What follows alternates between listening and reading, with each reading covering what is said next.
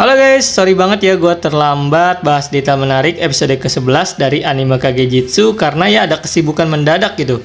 Tapi ya karena gue udah kembali, mari kita langsung aja kali ya masuk ke videonya untuk mengurangi durasi video yang takutnya nanti kepanjangan gitu. Tapi ya sebelum itu seperti biasa gue akan mengingatkan kalau video ini akan mengandung spoiler dan buat kalian yang gak suka kena spoiler, silahkan memilih untuk lanjut atau enggak gitu. Oke, untuk detail menarik yang pertama adalah ketika kita diperlihatkan teknologi dari kultus Diabolos yang sangat modern gitu. Sebenarnya jika kita kembali ke anime Kagejitsu season pertama episode ke-11-nya, di mana kalian bisa melihat para member Shadow Garden melawan Nelson beserta anggota kultus lain saat masuk ke dalam Sanctuary. Di dalam ingatan masa lalu itu juga bisa dilihat bahwa memang kultus itu udah memiliki teknologi yang sangat canggih gitu. Bahkan lebih dari yang diperlihatkan di permukaan dunia Kagejitsu. Dan ya untuk detail menarik kedua, di sini juga terlihat teknik melarikan diri cheat yang pernah dia gunakan pada Margaret di episode ke-10 sebelumnya, ternyata gagal guys, karena sekarang Margaret menjadi jauh lebih baik. Dan cheat sendiri di sini bisa sampai pasang wajah ngeri sama gadis yang satu ini. Tapi ya bukan cheat namanya kalau dia nggak bisa nyari jalan keluar. Yang mana pada akhirnya bahkan Epsilon sekalipun nggak sadar gitu kalau cheat itu udah kabur. Meskipun dia harus ngerelain pakaian dia gitu. Oke, untuk lanjut detail menarik ketiga, apakah kalian sadar nih ya, saat Cheat sedang memainkan pertunjukan untuk para bangsawan, Cheat itu hanya mengenakan dasi dan juga kolor sambil memainkan pianonya.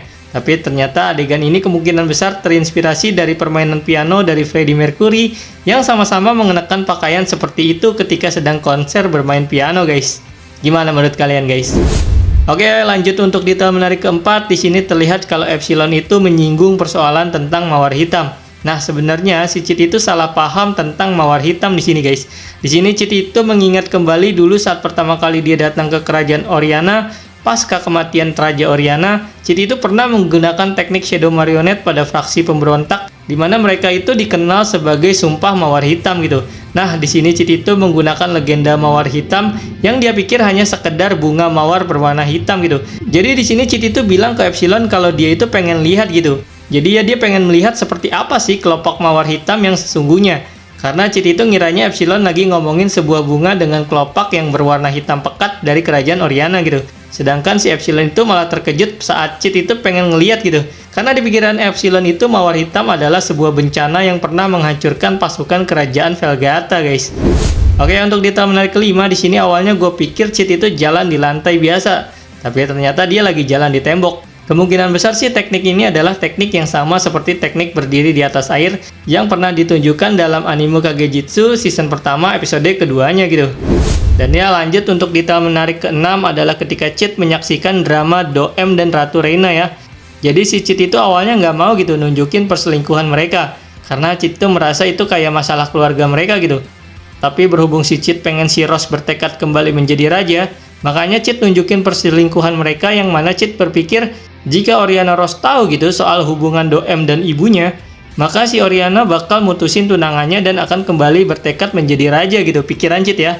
Bahkan saat membongkar perselingkuhan mereka, di sini Cheat itu sampai minta maaf sama si Rose karena si Rose-nya itu kaget sampai muntah-muntah terus pingsan guys. Oh iya guys, ngomong-ngomong kalian sadar nggak? Biasanya kan adegan muntah dalam anime itu akan disensor ya. Tapi di episode kali ini muntahan Rose itu nggak ada yang disensor loh. Lanjut ya untuk detail menarik ketujuh, buat yang nggak suka ngeliat adegan yang mengguncang kasur istana, mungkin kalian akan skip bagian itu kan.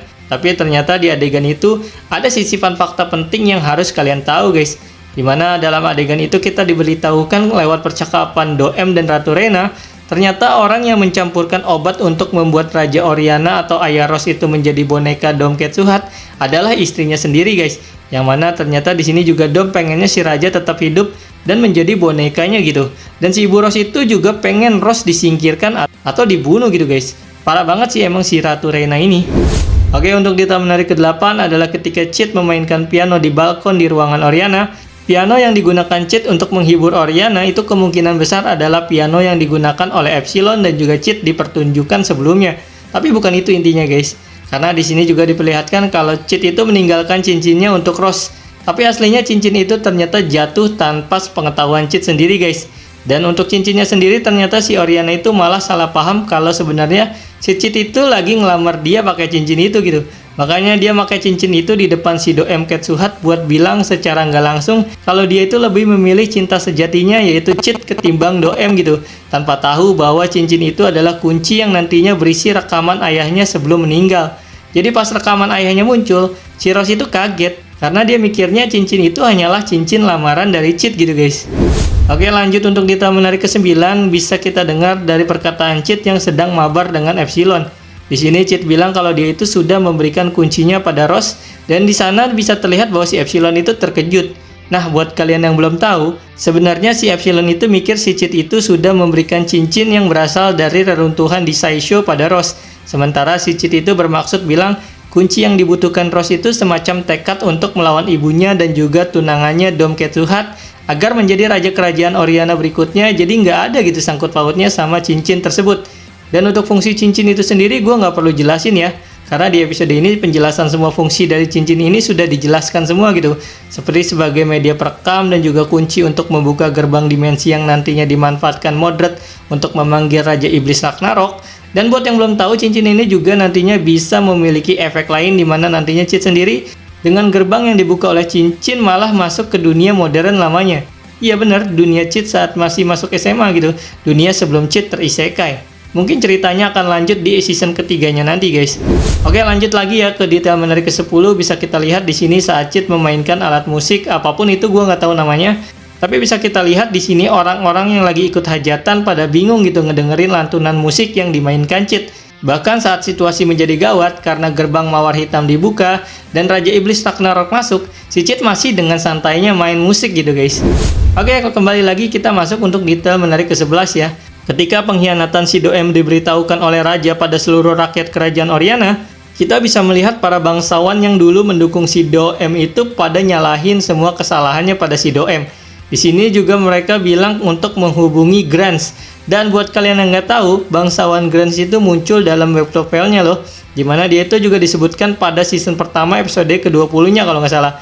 Jadi Grant itu sendiri adalah bangsawan besar yang memimpin praksi anti Dom Ketsuhat gitu guys. Oke, untuk detail menarik ke-12 bisa kita lihat saat Epsilon mabar dengan Chit. Dan ya dalam salah satu video gue pernah bilang kalau si Epsilon itu nggak suka mandi bareng dengan para member Shichikage lain karena takut ketahuan kalau melonnya palsu. Namun kenapa dia berani gitu mabar bareng Chit? Jadi guys, ternyata jika kalian menonton anime Kagejitsu Chibi season keduanya, tepatnya di episode ke-11-nya, kalian pasti tahu gitu kalau si Epsilon itu udah latihan untuk mengontrol slime-nya agar bisa terlihat seperti kulit dan daging saat dia mabar bareng Eta dan juga Beta. Cuma karena kontrolnya cukup sulit, jika pikiran Epsilon terganggu, melonnya itu akan luntur. Jadi Epsilon itu perlu fokus yang tinggi gitu saat mengontrol melonnya tersebut. Sungguh dedikasi dan kerja keras yang luar biasa gitu dari Epsilon. Bagaimana menurut kalian guys dengan karakter yang satu ini? Oke, untuk detail menarik ke-13, dalam episode kali ini sebenarnya akan menghancurkan teori gue yang gue temukan di episode ke-10 sebelumnya. Nah, di episode ke-10 sebelumnya, gue bilang kalau rambut Rose itu bisa panjang kembali karena dia menggunakan slime-nya sebagai penyamaran. Tapi ternyata di episode ke-11 ini kita diperlihatkan kalau rambut Rose itu hanya sebuah wig biasa gitu guys. Ya jujur masalah rambut ini juga merupakan penyimpangan cerita dari LN dan animenya gitu. Karena sebenarnya adegan di mana Rose memotong rambutnya itu baru dilakukan oleh Rose dalam light novelnya di volume kelimanya. Dimana saat itu Oriana Rose memotong rambutnya untuk menetapkan tekadnya menjadi raja demi Shadow Garden di depan Gamma, Eta, dan beberapa anggota Shadow Garden lainnya gitu guys. Jadi adegan Lambda memotong rambut saat Rose masuk ke dalam organisasi Shadow Garden itu di dalam LN dan manganya nggak ada guys. Emang terlalu banyak ngide sini studionya, dan gue sendiri juga terlalu mendewakan slime buatan Chit gitu. Apakah pemikiran gue sudah semakin mendekati pemikiran para member Shadow Garden lainnya gitu guys? Karena gue udah terlalu sering gitu ngulang-ngulang anime Kagejitsu, dimana gue itu menjadi terlalu melebih-lebihkan kemampuan artefak buatan Chit tersebut. Oke, kita lanjut lagi ya untuk detail menarik ke-14, dimana gue juga bikin kesalahan karena bilang kalau cermin yang digunakan Dom dan juga Mordred itu cuma bisa menghasilkan gambar tanpa suara. Tapi di episode kali ini kita malah diperlihatkan kalau Mordred juga bisa gitu mengeluarkan suara dari cermin yang dia pakai untuk berkomunikasi di toilet dengan Dom gitu. Lalu juga ada artefak cincin yang bisa digunakan sebagai rekaman recorder gitu. Dimana Raja Oriana sebelumnya tahu kalau dia bisa membuat rekaman untuk dibagikan ke seluruh kerajaan nantinya.